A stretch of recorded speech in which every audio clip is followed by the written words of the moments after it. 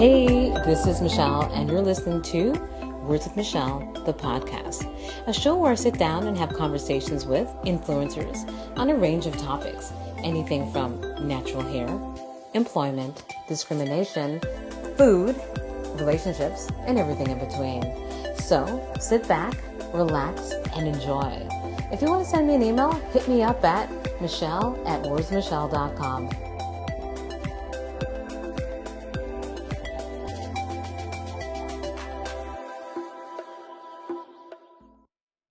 Thanks for tuning into the latest episode of Words with Michelle, the podcast. When I'm not writing or working on my podcast, I like to talk about my other great love, food. I'm a for real foodie. I love all aspects of it. I love to cook, I love to eat, and I love watching hours upon hours of cooking shows. Yep, my addiction is real. So this episode was inspired by my food blog, michellebites.ca. Shameless plug. Check it out if you haven't already. I wanted to do a food review, so I decided to contact Kamar Martin from a cookie called Quest, a vegan cookie company. Y'all know I'm not a vegan, but I have a sweet tooth and I really wanted to try his cookies. I also remember watching him on breakfast television a couple of years ago, spotlighting his business, so I really wanted to give his cookies a chance, so I had to connect. It took me 2 years for me to reach out, but I did. Kamar was more than willing to be on my podcast and food blog to talk about his cooking company. But before I interviewed him, I ordered his cookies and sampled a few. Fam, they are delicious. And if you know me, I only speak about things I truly love. His cookies were scrumptious and well worth the wait. I was counting down to have him on the show to spotlight his amazing business. In this episode, I really wanted to spotlight a Black-owned business, and Kamar was definitely one of the first people I thought about. He speaks about why he started baking, how he started his cookie company, and what his journey has been like being a small business owner. Kamar starts off the show speaking about why he initially started baking. Thanks for being on the show, Kamar. I always loved cookies. I always loved baked goods. So the plan wasn't to be a baker. I really just realized when I made the switch to a plant-based diet that so many things had dairy in it. Mm-hmm. And I didn't know how hard it was going to be to find actually a good cookie. So the stuff that was on the market tasted not that great. And I Mm-hmm. was like, why does dairy make such a big difference in actually something tasting good? So I was like, okay, let me just start baking my own to see if I can solve that. And I followed some recipes, and they were all terrible. The substitute for dairy was like applesauce in some cases. I think the other one was like flaxseed for like an egg replacement, sorry. And I was like, no, this is still not how a cookie should taste. So trial and error, I came closer to uh, mimicking what I was used to having as like a soft baked cookie, like baked at home. And I was like, okay, I think I got it because I know what a cookie should taste like. And then I have a branding and design background. I was like, oh, this would be fun to kind of create something out of this, not knowing it was going to be a business just for my own sweet tooth. Oh, okay. So you initially just did it because you wanted something good to eat, right? Absolutely. Yeah. I was fine with like buying cookies from anywhere else if I had to. I would go to different bakeries before I made the switch to a plant-based diet, and I would, try different like me and my friends, or I have a few friends that we would definitely seek out places for dessert more than the actual menu for like dinner, just because we're just foodies. I'm sure you can relate too. Oh So yeah, yeah. yeah, I eat with my eyes. So if something looks decadent and amazing, I want it. But I didn't realize when I cut out dairy and meat products that that would play such a big impact on my sweet tooth. So that was really, I kind of just fell into it.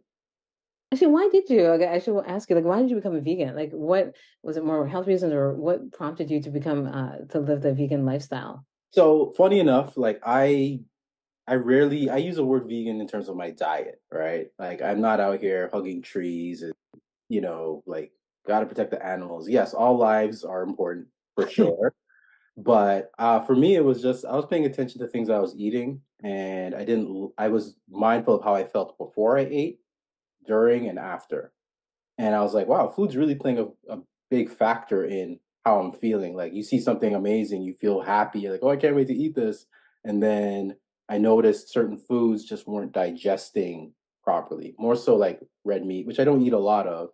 But and then also partly I was just getting bored of just having chicken and barbecue chicken and wings. And there's only so many ways and try to be somewhat mindful of my health that I can enjoy these things too. So I guess it was just a combination of running out of getting tired of the same old, but also noticing when I did eat, like I loved burgers, that wow, this is actually sitting on my chest. This does I don't enjoy this anymore. It was good 10 minutes ago, but now I'm like, okay. And I said, okay, let me just start eliminating these things. And then I saw the documentary on Netflix, What the Health. It's funny enough because my best friend put me onto it, and I thought he was going to make the switch as well. And he didn't, and he runs right now a very successful gourmet patty business with What's no that vegan business? crumbs. Oh, okay, I don't ever Yeah, heard it's of. I'll in take a look. Kensington. Yeah, it's in Kensington. So here he is telling me to watch this documentary. I watch it. I get inspired. I eliminate all this food, quit cold turkey, going on 7 years, haven't had meat or dairy. And Wow. yeah, so I don't miss it. Maybe the hardest thing during all this was actually cheese. Cheese was actually the tough one. And cheese is like they're starting now to get it a little right, like vegan cheeses or dairy-free cheeses, but Mhm. chicken's fine. Don't get me wrong, when I'm around a barbecue, I'm like, oh, I remember that feeling. I'm sure everyone's having such a good time. But I've been pretty good. I'm no stranger to the kitchen, so I have no problem cooking up, making anything. You know, a substitute for chicken would be like oyster mushrooms, things like that. I still enjoy food. Okay, good stuff. Okay. So, what was it like starting your business? Like, so once you decided to, so you told me how you started baking, but Mm. what prompted you to like start your business? So I've always had a entrepreneurial like kind of spirit. Mm-hmm. Um, I used to cut hair out of my mom's basement as a teenager to make money to buy sneakers. I was always into design. So when I studied graphic design in like my early 20s, I was doing like flyers for friends' parties or um, doing logos for businesses, things like that, or redesigning stuff, learning web design. So I've always been able to be my own, I guess, boss. From before was like a term that people threw around. Mm-hmm. And I've always had the support. So family's always supportive. It's never been, oh, you should put that away. You should, get a real job and I would have a job like a 9 to 5 during those times too. But I think it was always something that's like kind of been ingrained with me. Like, don't limit yourself to, um, your field of study. See how you can reach beyond that. So I guess entrepreneur or having my own business was something that's always I've been open to.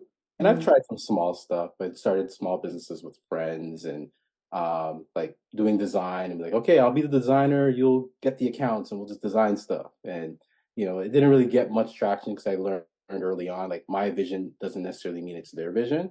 Mm-hmm. Then in some cases with other ventures, I found like I was probably more passionate or about it than maybe they were. They were probably interested, but more so it's not their thing, and that's okay.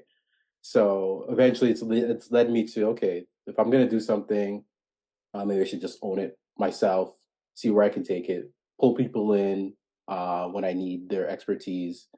So starting a business was always probably top of mind or in mind, but not Mm-hmm. sure what that would look like. And I think just remaining open and seeing, okay, there's a space, there's some cookies going on that I can get involved in. There's a branding opportunity, which I love to do, which I still do today, till today. And I was like, okay, but this has to be fun. This just can't be, here's another brand. And I think one of my strengths are creating something or having an idea and bringing it to life and having people experience it. So why can't that be a fun and engaging process? Why does it have to just be, I'd like for it to be an experience and then, oh, by the way, these cookies are great. What was it like running your business during the pandemic? Honestly, so I was unemployed. I lost my job maybe the fall, a couple months before the pandemic started. Okay. So I got let go from a job and had nothing to do with the pandemic. And so I was already in that space of like, okay, what's the next move? So then when the pandemic hit, I already had like a bit of a running start. I was already used to not seeing, let's say, a steady paycheck anymore. Um, but I knew that, okay, how do I make the best out of the situation? Here I am stumbling upon this cookie concept, which I'm getting excited about. And I think for me, when I get that kind of that tingle or that, hey, you got something special, like see it all the way through. The pandemic, if anything, what it did, it allowed um, more people to experience the brand because everybody was stuck at home. People were unsure of what the next move was. Um, and I think more people were on their screens.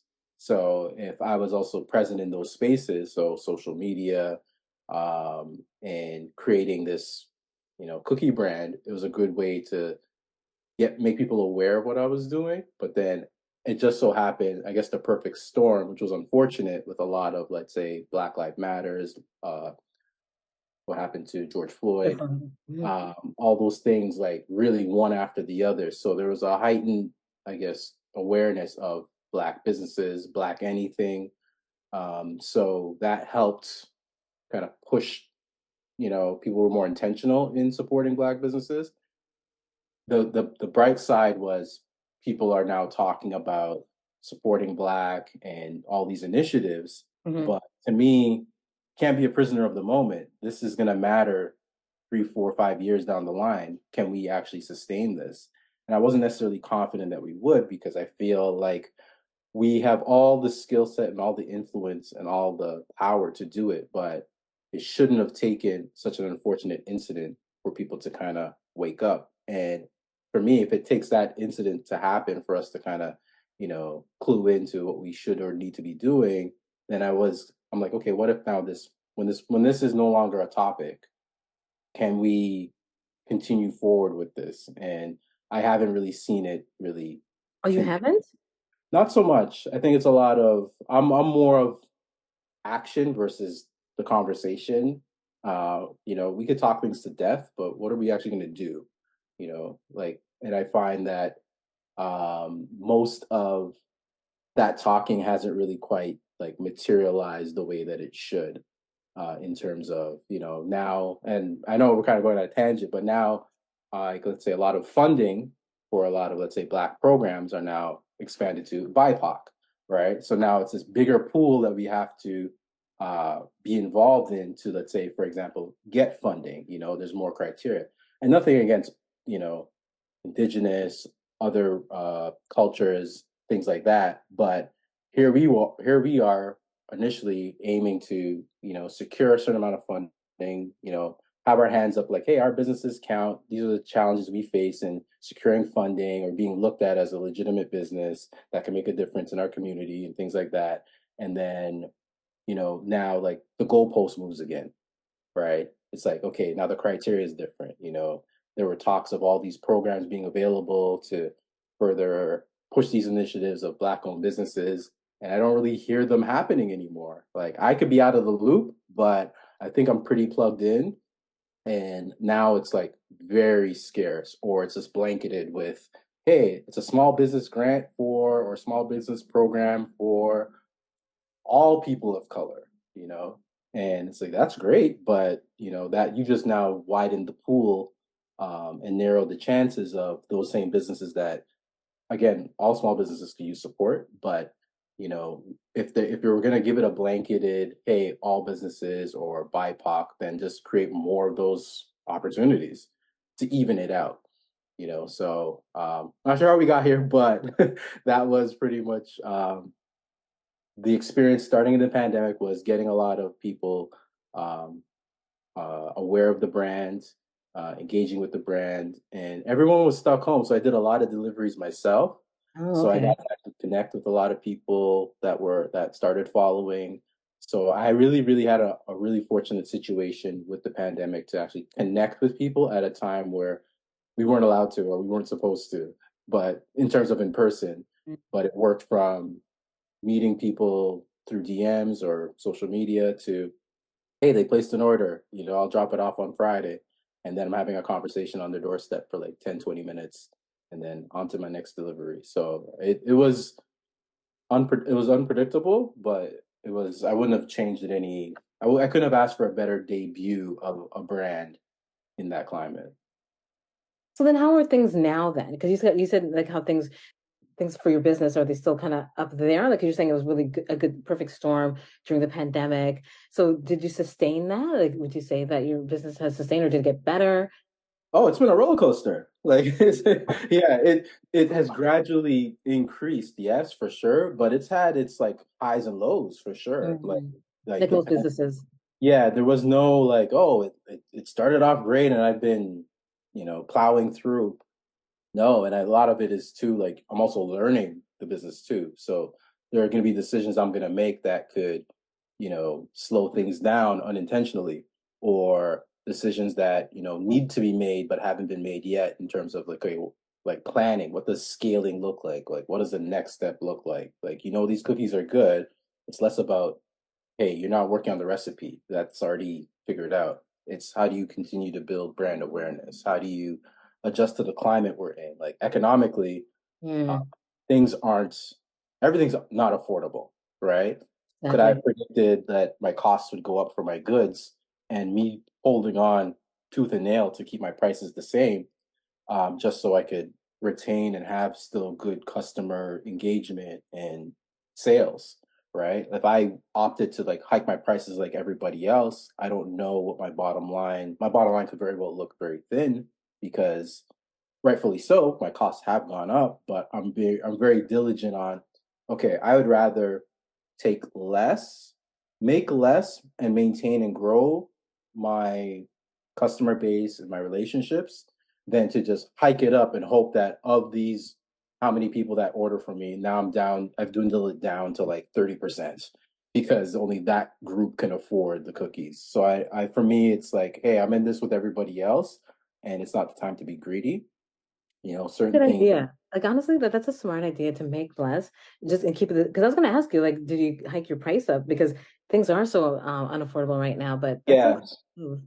I, I like. I'm, I'm I try to put myself in the position like of a customer. If I love something a lot and the price goes up, I'm probably going to still be committed to like I enjoy this so much that I'm going to continue to support it and get it because I enjoy it. But I do have a threshold. How much further can I pay if it's gone up Hmm. couple dollars here there, and then now it's like, wow, I'm near paying almost half, like double what I paid before. Then I'm just gonna do without. So I don't want to put people in that position, and because it is I would say a gourmet item. I do use really good ingredients. I do have a little wiggle room on not having to adjust my price too much. Certain things that maybe went up a dollar or two just based off of, hey, I can't hold on to this low price given that it keeps going up, Yeah. but I can make up for it by maintaining and keeping everything else relatively the same. And then, things like delivery costs have gone up. So I Yeah. try to deliver as many orders as I can, or I try to encourage people to pick up their order. So that to me are the things of a business that I'm now learning first. Well, not now, but I've started to see how that reflects in, how growth could look like. And so it's been a challenge. Those are like part of the peaks and valleys of it. But overall, good in the sense of, or great in the sense of, I can do a podcast interview like this. I couldn't do that a couple months in or a year in. Those things weren't, I wasn't on anybody's radar, right? But you continue to Oh, do a good, good product, good customer service, continue to build brand awareness and community. You get on shows like Breakfast Television, you get yeah. some magazines covering you, you get some corporate orders, you get stores wanting to carry you and do pop-ups. So those things have been amazing. I would have dreamt of those opportunities, but I wouldn't have known when they would have happened. So my guilty thing right now is a lot of times, don't feel I'm doing enough. So that puts extra pressure on, okay, well, what could I be doing better? Versus, hey, celebrate this win. You just did this or you just accomplished that. So I have to find that balance. So I'm also a part of the peaks and valleys because it's just pretty much myself. Just So ask you, is it just a one man operation at the moment? yeah, I pull in family and friends when I have large orders. You know, I've rented the big kitchens and had like 12, 14 friends book off their weekend to help me get a large order out. Yeah, I've been able to I have all the support. I have everything I need in terms of support to get things done. So I'm grateful for that for sure. But for the most part, the day to day, it's just me. So that's why I handwrite all my notes in every order. Like I'm truly saying thank you because you know it's a lot of trust to say, hey, I saw this brand looks interesting. You know, let me go to the site, let me check the reviews, let me see the product, let me read the ingredients, let me hear his story. Okay, I'm gonna buy these cookies that I'm gonna say they're not cheap cookies, but at the same time, I consider them really amazing. And I hope people see the value in that too. And here they are buying it. They're not getting it instantly. They didn't go down the street to the store, pay their money, come back home with cookies. A lot of times they gotta wait till like the end of the week or I a waited a couple. long time. I wanted those cookies bad. Right. So there's a big commitment when people are gonna say, yes, I'm gonna pay for these cookies. I don't pay for these cookies to be probably paying for a phone bill or it could be paying for some other necessity or something. But they say, hey, I'm gonna buy these. I can at least fulfill my end of it and deliver something really amazing and that they can say, shoot, hey, I didn't even know these are vegan. These taste amazing. Yeah. Or wow, like I didn't even know these flavors can go together. So they can experience the creativity and then hopefully they can order again or recommend somebody who might be a vegan that's was like me looking for great cookies or good sweets or hey, I have this event or I have someone's birthday, I want to get them something special that I know they haven't had. So for me, that's why it's so important. Like I know for you, I was just like, okay, she didn't pick lemon. Lemon is really popular. I know how people are with citrus. Okay. Let me I take need a to chance. tell you. I need to tell you this. That lemon cookie gave me. I think I couldn't stop talking. I thought I wanted something really chocolatey and rich, but the lemon delivered. You got me on the lemon. I'm ordering that. That's for someone I love. I told my sister that this is a cookie I give to someone I love. That's a love cookie. A love cookie. That's funny. Yeah, I was so what inspired that cookie was Starbucks has like the poppy seed lemon loaf. If you Yeah. Yeah. and again, I'm pulling inspiration from all the things that I can't eat anymore. So I'm like, how do I veganize this and turn this into something I can enjoy? So a lot of what is on the menu is my own personal favorites of, hey, I think I have a pretty good palate on what's good and I can get creative with combinations of flavors. Is that your number one seller? It is. It's funny enough. It isn't. It It's it's isn't? it's top three. It's probably What's your second number or one third. then?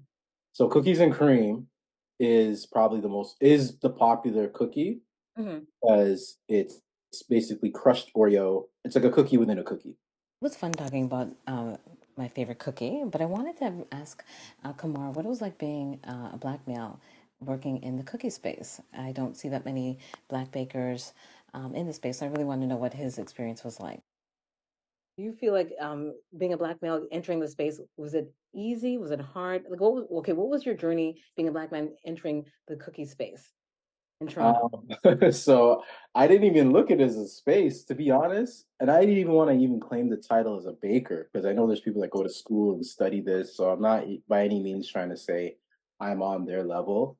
I'm just someone who happens to be able to bake a really good vegan cookie. So the space for sure, I don't see or know of many or anyone that looks like me in this cookie space, especially here in Canada.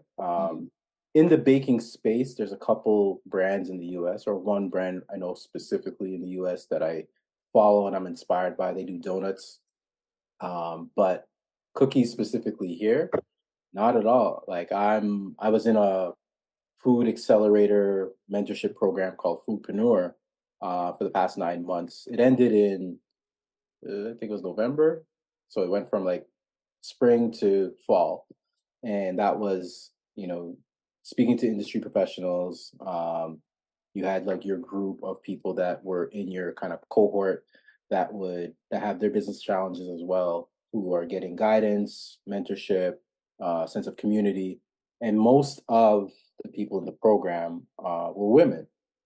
There's a handful of men doing, different products like hot sauces and things like that, but no bakers, right? I might be one of few, don't quote me on this, guys were that were black males that were baking.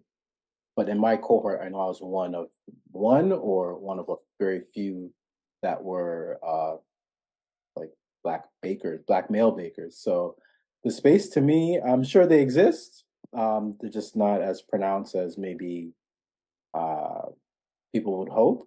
But I embrace it. I think just throughout life in general, black males tend to navigate spaces where they are underrepresented. So it's not anything new. I'm not looking around the corner like, oh, where's the guys that look like me? Like in most of my professional career, I was lucky to even see any other black male, maybe a handful, or female within my professional space. Same goes for post-secondary school. Yeah. So it's not uncommon. So because it was uncommon or normal for me to see that, I wasn't looking for it in this space specifically either. And I actually embrace it. So at least if you're going to see one, hopefully it's one that's doing it really well and one that you can talk about. Yeah, your cookies are good. Like what else? What I noticed that they're so buttery. Like they taste like butter. Like so, Okay. no, because I was eating it. Like I mean, I have a lot. And I was sharing it. And I have some in the freezer, but I was eating it again. I was just like, this tastes really rich. It tastes really, really rich. Thank you. I'm like, how does he use butter when it's not really butter? And you don't have to tell me what you use because that's your little secret. That's your cookie secret. But it's very it is it is a I don't want to call it a gourmet cookie, but it is. Yeah, But you can call it that. I it's call a, it it's a rich that. cookie. I like it. Like I mean, I was really happy to share my cookie with everybody. Like honestly, I just want everyone to experience this. I couldn't let this interview end without asking him about how he got onto breakfast television. This is what he had to say. Breakfast television almost didn't happen because when they sent me the email, I thought it was spam. I was just Oh, like, you serious? yeah, I was just like, who is this? Really? Because in my mind, I wanted to be on those type of shows. So when it actually came through, I was like, this is weird. Like, is this really them? And they left a number to call back. I called them back, and it was like the program director or producer, sorry. And they were like, yeah, you have the option. You can do it video, or you could come in. I'm like, I'm coming in. Like, if I got video, I can't trust my connection that day, That's so right? And you got to experience this. You can't eat this through the screen. So I said, I'll that's be true. there. But the moment I committed to it, I was nervous.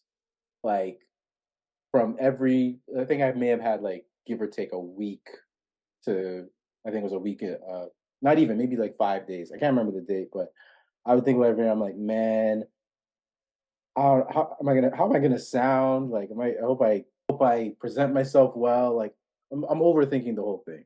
And it wasn't until I got there, I was like, okay, feels things are just feeling numb. Feels just everything's a blur.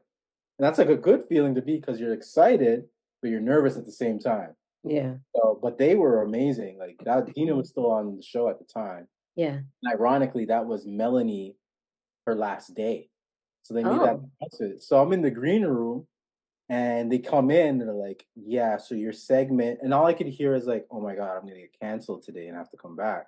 They said, oh no, we're making an announcement. So the slot you're gonna go in, you're just gonna go in maybe another couple minutes after. I was like, okay, good. So I brought all these cookies and I was like, oh, I'm not gonna be nervous for nothing. But of course, if it's her last day, that's a big deal. And then I think that added to, me coming out there showing the cookies, and they made it really, really comfortable for me. So how they are on screen is exactly how they are off screen. And I was just like, man, I've been watching you guys for so long, having small conversation. Dina was incredible. Sid, I followed when he was doing sports before he was on. So I have history. They don't know, but I have history seeing them Mm. for so long. Like they're staples. So I actually share space with them and then take on and embrace the cookies and the brand. It was really, really cool. So Did you see like a spike in sales after that? Like, was there any response? Was there any so he response after BT? that was probably the most sales I got in the past 2, 3 hours. It was Wow. yeah. Wow. My Okay. my phone had. I was almost getting overwhelmed. I was like, I don't know if I'm gonna get all these orders out because my process is basically pre-order or you order and then Yeah. I they're made to order. So I'm not just sitting on cookies and I just mail them out. I gotta bake each order. So when I looked at my phone afterwards, it wasn't even 45 minutes. It was like as soon as we were done, like we were done the segment or they were done the segment, I was literally like they were getting ready for the next segment. So it was just me getting my stuff. I left all the cookies there. I'm like, hey, go crazy. So I created boxes for different people that Yeah. I remember seeing that. Yeah. yeah, and I left, got in my car, and I was I looked at my phone for two reasons. I saw the messages from friends and people that were watching. So to go through them and respond and say thank you and all that stuff was already enough. But then to see all the sales that were like pinging on my phone, I was like, okay, I think it was the most sales I've gotten in such a short span. So yes, it makes a huge difference when, that was like pre-promo. Like I couldn't have Yeah. bought, right? Or I Yeah. couldn't That have was good. tried. And that was amazing and it was helpful and just for the brand awareness, right? People like trying it out, and some people still mentioning it like yourself, oh, I remember you on breakfast television. And it definitely helps. Like there's nothing, it's unbelievable the lasting effect it can do. So for me, it was a really amazing, overwhelming moment in that window of time. Sales came in, and that was just in that immediate moment.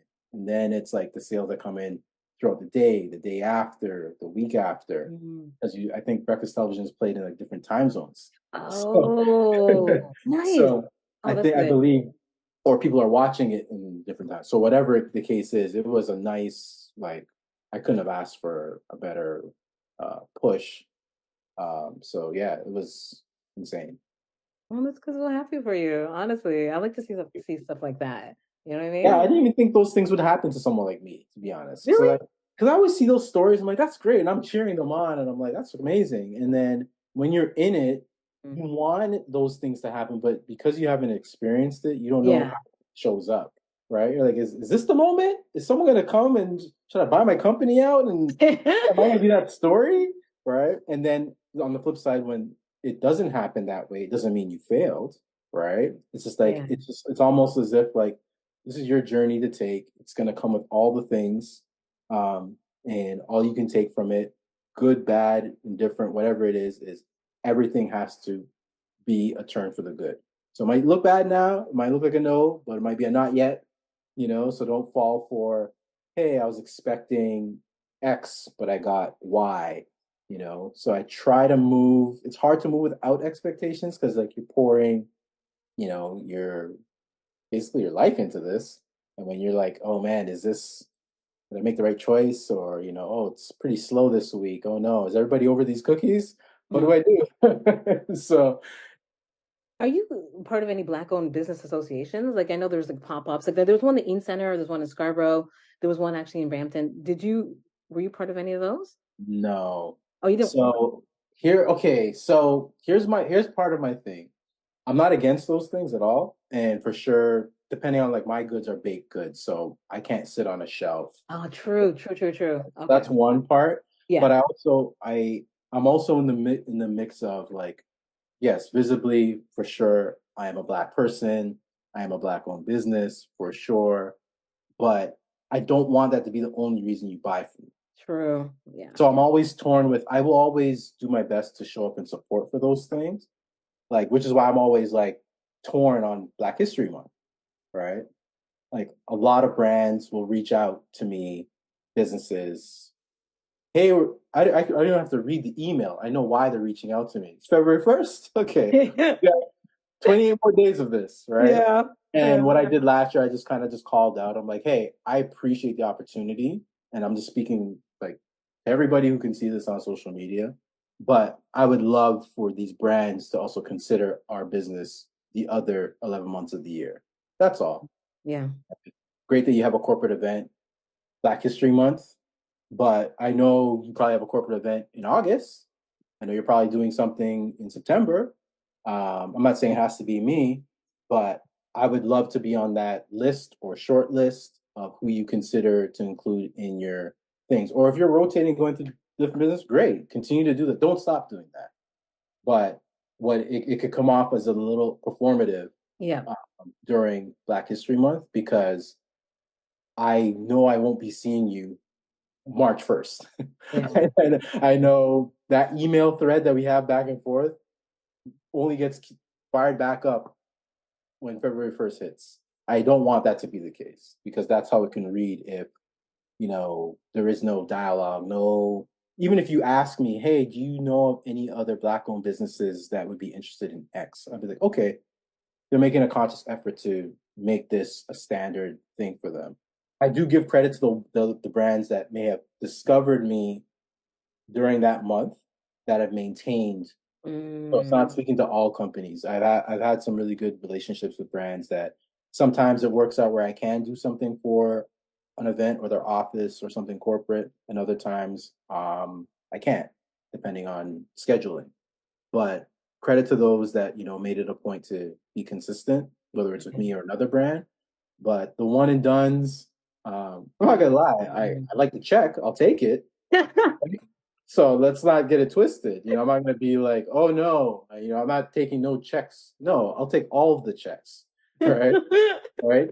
All of them. I'll take them. And I will do, but I will always engage in the conversation of like, hey, please feel free to keep me in mind or the brand in mind if you have this going on. And even sending a little nudge if I'm like, hey, it's Happy Receptionist Day. I know you got receptionists. Let me send you guys some cookies. Mhm. And a lot of times it's just, again, the word you said in the first half, like collaborating. A lot of times it's may not, they'll be interested, but they probably haven't thought of that. So in some cases, us as the small guys or small business people who have the ideas know that it might take a nudge from us for them to see the value in it. And to be like, you know what? Yeah, that's a good idea. We should do something. And lo and behold, what I might think is like, hey, happy receptionist day. Their request would be, hey, we have about 200 receptionists. Can you bake cookies for them? Like, I sure will. That's It good. works out. So You're doing the right thing. I like what you're doing. I like your business model. I like how you see it. You just you mix business with being an actual human. Do you know what I mean? Like I you don't like have to that. look because you seem like you're very thoughtful. You're a thoughtful person. You know what I I mean? And it's appreciate good. that. And I think that's what will probably make your business succeed because you're not just out for the money. I mean, everyone wants money, obviously, Right. but you're actually thoughtful in the process. So that's good. Thank you. Okay, so where can we find your cookies then? So there's no storefront. So where can we find your cookies? So I do have my cookies in McEwen's, Okay, that's good. which is at Shops at Don Mills. And you'll find the mini cookies actually are there. So the mini cookies are just smaller versions to the main cookies. Mhm. You get about 8 in a bag, and there's no preservatives, so they actually are in their freezer section, in a Mhm. black mini bag with the branding, so you can't miss it. And all you got to do is take it home. You don't got to reheat it. All you have to do is thaw at room temperature, 10 minutes, give or take. Or by the time you get home, if you take them out the freezer, they're good to go. You Yeah. can eat them right there. And then online at a cookie called quest.com. And then I'll be working on trying to get these cookies in other retailers, coffee shops, and trying to do as many events and pop-ups as I can that I can have people get more aware of where they can get them. Unfortunately, the show had to come to an end. I had so much fun talking with Kamar. I love his business model, and of course, I love his cookies. If you'd like to try his cookies, I asked him to provide us with his contact information. Check him out. You want to leave us with your contact information? Like, how can our the audience get a hold of you? So you can find me on Instagram at a cookiecalledquest.com, and website www.acookiecalledquest.com. And if you want to shoot me an email, it's hello at a cookiecalledquest.com. And I usually respond within 24 hours, but if not, definitely within the next day. Okay, great. Thanks so much. It was a good Thank talk. Thanks for joining me for the latest episode of Words with Michelle, the podcast. If you enjoy the podcast, I'd love for you to subscribe, rate, and give a review on Apple Podcasts. Just a reminder, you can subscribe to the podcast on Spotify and Apple Podcasts. If you have any questions or would like to provide feedback, or if you'd like to be a guest on the show, you can email me at michelle@wordsofmichelle.com. You can also email me if you have inquiries regarding sponsoring the show. Thanks for listening. Until next time, bye.